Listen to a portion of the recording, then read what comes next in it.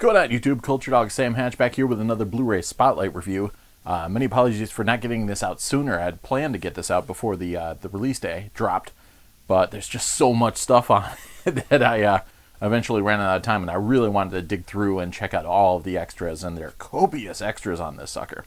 It is a very cool box set, the third of its kind, the Vincent Price Collection III.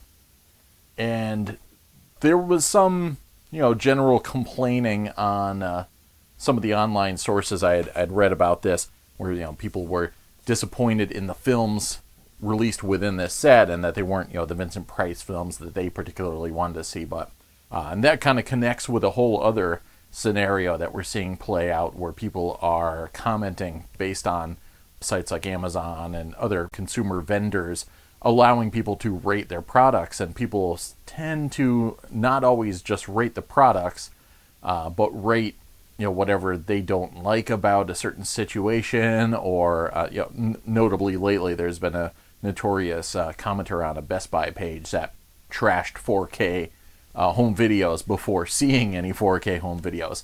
And likewise, there was a gentleman I saw who was really upset about this release, but hadn't gotten it yet, and it was way before it was released. So there's that obnoxious situation where people are reviewing items that they don't actually have and haven't seen yet. But I can definitely attest to the fact that this is a very cool set. Whether or not it's the Vincent Price films that you love and you want to see, it's definitely worth picking up. And I know Volume 1 is now really hard to find, and I've seen it going for like $250 now. Volume 2 is still kicking around. You can get that occasionally, but cool stuff. So let's talk about, we'll break it down like my usual Blu-ray segments and do film and AV quality and special features, but we'll do that in chunks because there's just so much stuff in here. So we'll talk about the films first. The first film on tap is from 1961. It's a Jules Verne adaptation called Master of the World, and was adapted by Richard Matheson of I Am Legend and plenty of other great fiction fame. And Vincent Price plays a kind of megalomaniacal blimp commander, Captain Rober, and he ends up connecting with a whole group of characters that encounter him in Pennsylvania. This really interesting opening number with this volcano on the horizon in Pennsylvania is shown. It looks really abstract and strange, and these characters hear these goings on and decide to go investigate in their blimp. And Henry Hull is in it, and David Frankham, Mary Webster, and Charles Bronson is one of the party as well. And they end up getting shot down and encounter Rober and his crew, and then go on this kind of wild adventure with him, where he's trying to save the world in his own kind of crazy way. And it was looking to cash in on the success of things like Around the World in 80 Days and 20,000 Leagues Under the Sea. It never really connected with audiences that way. It was directed by William Whitney, and a little bit more low budget than those films, and did reuse a lot of stock footage, like when Price's vessel, the Albatross, is cruising around and attacking ships on water. A lot of that stuff is stock footage from other films, and then they kind of reinserted some effects over it. So some of the effects are a little shaky and a little hokey at times, but it's just a lot of fun. And like a lot of this stuff, the Poe series and all that stuff, just a lot of vibrant Technicolor action, and this thing's no different. Very colorful and enjoyable too. I mean, it gets a little dry at times through the middle, but definitely worth sticking around in the ride for. And the next film on tap is from a year later, 1962, and directed by Roger Corman and produced by Gene Corman.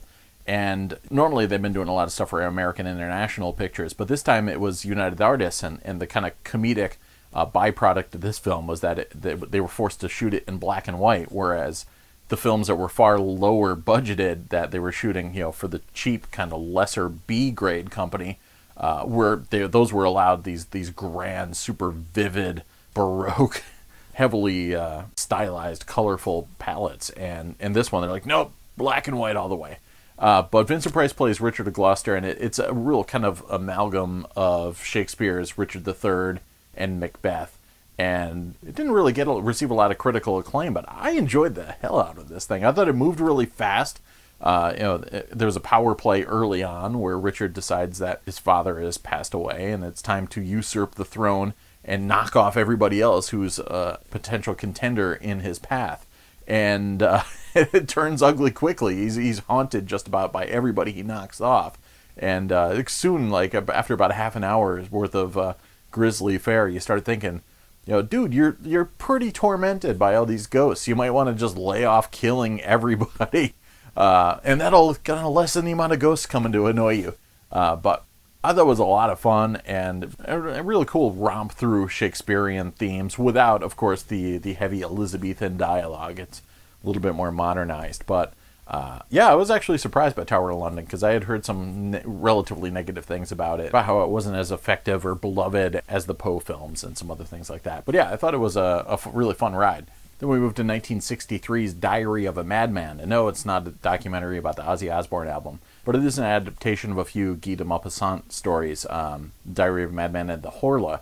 And yeah, The Horla is kind of interesting sounding, and it really is. It's this pan-dimensional creature that's tormenting Vincent Price's character. And he's a magistrate who winds up connecting with Nancy Kovac's character, Odette. She's a local girl who's been modeling a lot and is already attached to another man, and Vincent Price's character wants to get involved in some of that action, and a lot of that is driven by this Horla creature, which is causing men to act not like themselves and to commit acts of murder and things like that. So it's very psychologically troubled and very cool stuff. And as I mentioned before about the films other than Tower of London that are just rich in color, and this thing is one of them. The reds and greens in particular are just pop right off the screen and are extremely vivid, and I just love that old Technicolor look, that vibe. So that was the first one I watched out of the batch, and it was a little slow moving for overall, but cool flick, a lot of mood to it. And as a bonus on that disc, there's a really fascinating little short piece of about an hour from 1970 that was aired on television. Ken Johnson had co-written and directed it, called An Evening of Edgar Allan Poe, and it's a one-man show essentially. A play, but done in televisual style, so it wasn't always one shot. They had some effects and some small things like that here and there, but there's no other characters. It's just a reading essentially of Poe's work by Vincent Price set in that type of scenario. So the first one is a retelling of The Telltale Heart, and the second one is a very short one called The Sphinx. Then there's The Cask of Amontillado, and that one was really cool too because it's clever. It's just him speaking and telling the story in his banquet hall, and they shoot Vincent Price from different sides for different voices and feelings, and he's lit differently from one angle than from the other. Really cool stuff. And then a pretty decently long version of The Pit and the Pendulum at the end. I'd never seen this thing before, and it does look like a television broadcast, but some like it had been sitting on tape for somewhere forever. But it was very, very cool to have that. And I was pleasantly surprised to check that out. Hadn't even really heard of it before. And saving the best for last, pretty much, Cry the Banshee is another 1970 release from Gordon Hessler. And it's a pretty bonkers flick, and there's a couple different versions of it even.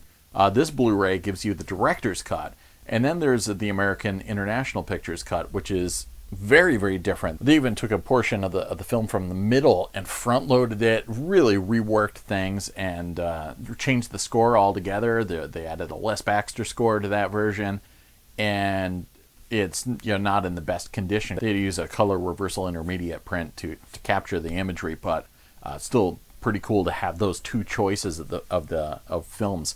And they each have their pluses and minuses, actually. And I was completely blown away by the fact that Terry Gilliam of Monty Python fame and Terry Gilliam fame did the opening credits in the original director's cut version. And they're kind of still frame versions of some of his artworks in the American International Pictures version. But it's very much like a lot of his cut and paste stop motion animation work that he did for Monty Python, except a little bit more diabolical and less old men with their pants falling off and crazy grannies and stuff like that. But I could tell right away, I was like, wow, this looks like Terry Gilliam. And then sure enough, it's like opening titles by Terry Gilliam. But a wicked stylish film and a little bit different. It's not as stodgy and stagey as some of the other, the Poe films in the Corman canon. It's very fluid. There's a lot of aggressive, handheld camera work. And it moves. It's very, it's very artsy. It reminds me a lot of stuff that came out around late 60s, early 70s when things started to get a little bit more experimental. and it involves Vincent Price playing a judge who constantly hears witchcraft trials, and it establishes this really twisted hierarchy of the establishment, played by Vincent Price and his twisted family, and then the commoners, who are just these people that pretty much live to be abused by the establishment, and then the witches, who are the freaks. And this real hippie allegory. The witches are, it's very almost like Nightbreed before Nightbreed. You're meant to feel for the witches and their plight, and that they just want to be freaks in the woods and have a good time and maybe trip balls or something. And then the normies show up and want to crack some skulls. So I thought that was pretty cool. The main character and his family are essentially pretty despicable.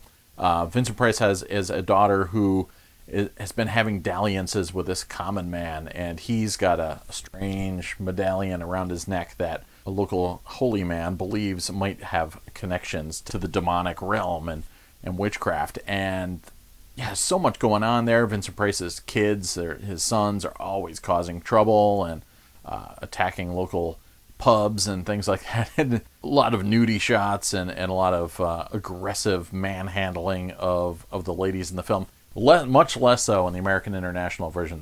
They worked really hard to reduce all scenes of nudity. But it's got a great gotcha kind of twist towards the end, and I love the hell out of this flick. I thought Cry of the Banshee was a really good time, and was absolutely my favorite out of the bunch, and I'll be watching that again numerous times. So, very cool. Alright, so how about the AV quality of this thing? I thought it was a stunner. For the aged materials used within the film, and in the case of Cry of the Banshee, the lengths that they went to provide HD transfers of this stuff, I was definitely blown away by the quality of everything. Master of the World looks very good. Tower of London was very sharp. I mentioned before the colors in Diary of a Madman were amazing, as were the colors of Cry of the Banshee. And occasionally there were some print damage every now and again. I noticed in Tower of London there were a few things here and there.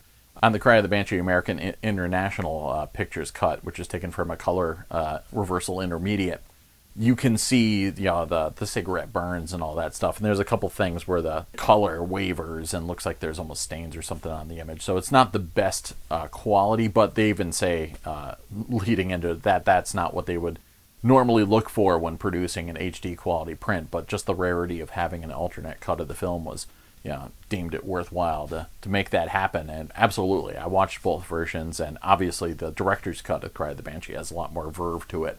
But it's worth checking out both. And the Evening of Edgar Allen Poe, like I mentioned before, looks very video. It's even the shooting was done on television back in 1970, so it's got a real kind of video look to it, where the whites have that kind of nasty case where they just kind of flare up and leave streaks and on the image and that sort of thing. But I liked how they add an air of vintageness to it. It just felt like I was watching an old TV special from back in the day.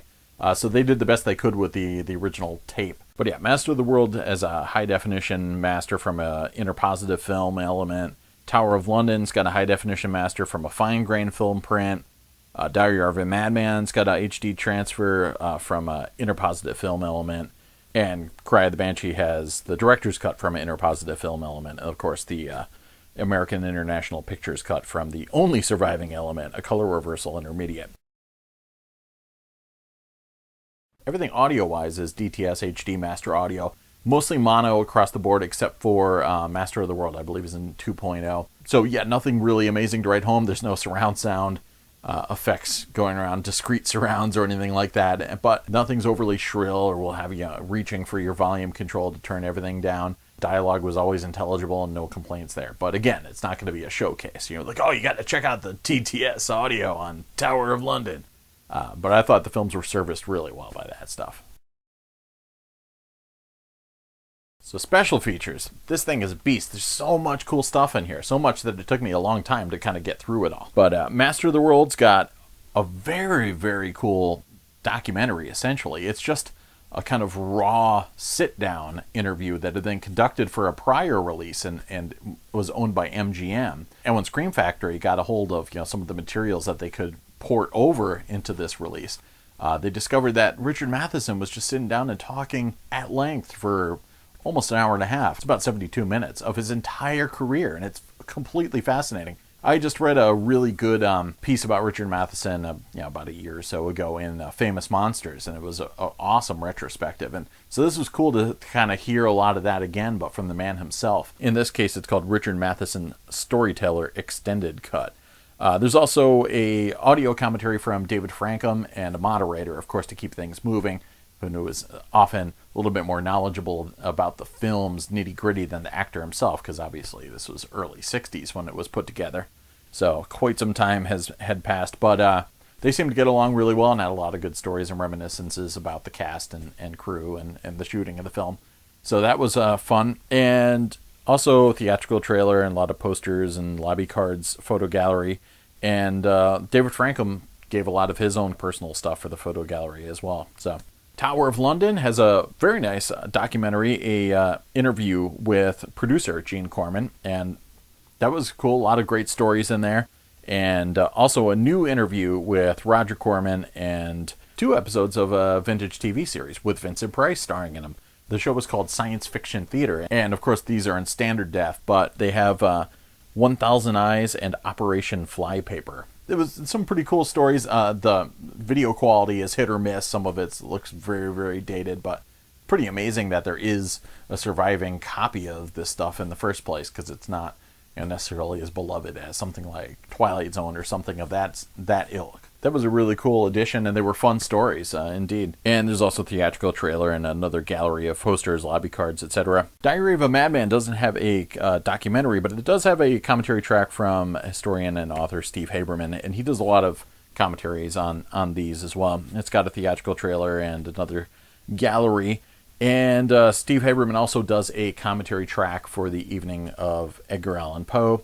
And there's an interview, a new one, with Kenneth Johnson, who had put together the show. And you could just sense the enthusiasm in him about this project and working with Vincent Price. And it's a really fascinating documentary. Just cool to hear somebody just having a great time at what he does, and really appreciates the input that Vincent Price brought to the table. And it was cool. It was a really nice documentary. Also a theatrical trailer as well. And Cry of the Banshee has a interview with Gordon Hessler, the director, and that was also very cool. These are all pretty lengthy, usually between 17 minutes and a half an hour between all except for the Richard Matheson one, which was 72 minutes. But really cool. A lot of good stories and stuff in there about the creation of the film and other films in his canon, like The Oblong Box, etc. And how this film had to compete with some of those. That Oblong Box was very well received, so there was a lot of demand for more of that stuff. And there's also a theatrical trailer, radio spot, some posters and lobby cards, and there's a TV spot as well. And another commentary with Steve Haberman. And Steve Haberman is very, almost professorial at times, very dry, and he does bring a lot of knowledge to the table. Sometimes there's information that is doubled and carried over between the documentaries and his commentary track. But he will definitely go at length into information about all the other side players and characters and their own individual filmographies. So that stuff is absolutely not going to be covered in the documentaries. So he's basically a living IMDb. So it's a hit or miss. Sometimes he gets a little bit too dry, and at times it almost feels like he's just reading a Wikipedia page as opposed to really engaging in a scene-specific commentary. Obviously, he is sometimes telling you what's going on, but there was a couple frustrating moments where after the Terry Gilliam credits of Cry of the Banshee, he was giving Terry Gilliam's curriculum vitae, and deservedly so, because Terry Gilliam's a fascinating character with a great history and a great filmography under his belt. But there were so many great scenes in Cry of the Banshee, and early on in the director's cut, there's a scene in the court where the first witch that we see is being tried, and there's this fascinating shot with the H. He burns the witches with H for heretic, much like the Scarlet Letter with the A for adulteress. And while Vincent Price is judging the witch, and she's across the courtroom from him, there's the man with the brand that's been sizzling in coals the whole time, and he lifts it up, ready to strike it upon her chest once it's been deemed to be done, and the camera is facing Vincent Price from the other end of the poker from where the woman is, and the heat causes those visual ripples that it causes off of hot asphalt in the summer. And it's just an amazing shot. And so I was disappointed, like, come on, dude, you're not even going to reference this killer cinematography happening before our very eyes. And the DP on the film, ended up going to do Straw Dogs and working with Peckinpah and all sorts of other great stuff. So looks fantastic. But yeah, so the commentary track may not be as kind of fun and freewheeling as you may like, and it maybe weighted a little bit too heavily on just insane amounts of information, but he does bring a lot of information to the table, so you can't really fault him for that. Yeah, overall, man, I've been living with this set for weeks now, and have just been devouring it and having nothing but fun. I mean, now I'm really bummed that I didn't pick up Volume 2, so I got to go and hunt that down and see what else I missed. But whether or not these are your own particular favorites of Vincent Price films, they're nonetheless notable. And in the case of Cry of the Banshee, that one definitely knocked it out of the ballpark and is worth having on its own. So yeah, hopefully you guys enjoyed hanging out in the realm of Vincent Price and talking about Blu-rays and whatnot. I'll be back with some more stuff soon, so stick with me and catch you guys on the flip side. Cheers!